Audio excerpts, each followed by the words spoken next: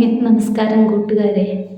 ഇന്ന് കാർത്തിക പൗർണമി, കാർത്തിക മാസത്തിലെ പൗർണമി എന്ന് പറഞ്ഞാൽ ദീപാവലി കാർത്തിക അമാവാസ്യ ദിവസം ആഘോഷിക്കുന്നു. ഇത് കാർത്തിക പൗർണമി.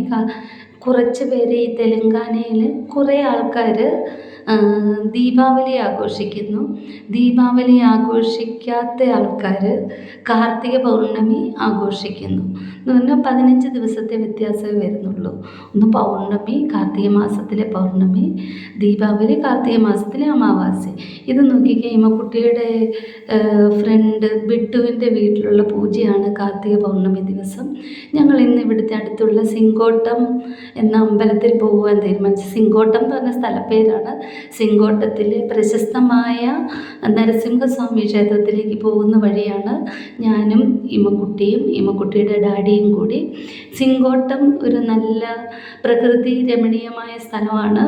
അവിടെ കുറേ കാഴ്ചകളും ഒക്കെ ഉണ്ട്. എന്ന് പറഞ്ഞാൽ പ്രകൃതിദത്തമായി ആരും കൺസ്ട്രക്റ്റ് എന്ന് പറഞ്ഞാൽ ഉണ്ടാക്കി വെച്ചിട്ടുള്ള, അല്ലാതെ പ്രകൃതിയുടെ അനുഗ്രഹമായിട്ടുള്ള ആ സ്ഥലം.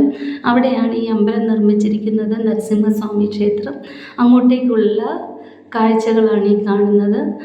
വയലുകളും അതിമനോഹരമായ വയലുകളും ഒക്കെ ആയിട്ട് വളരെ പ്രകൃതി കനിഞ്ഞനുഗ്രഹിച്ചിട്ടുള്ള സ്ഥലമാണ് സിങ്കോട്ടം.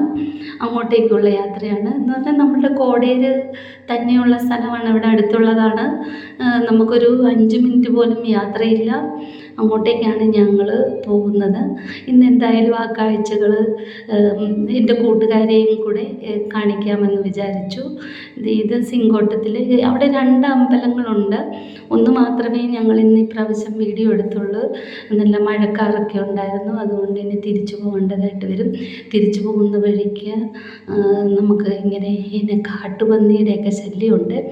അതുകൊണ്ട് ഒത്തിരി രാത്രിയായാൽ അത് അപകടമാണ്. ഞങ്ങൾ 2 വീലറിലാണ് പോയത്.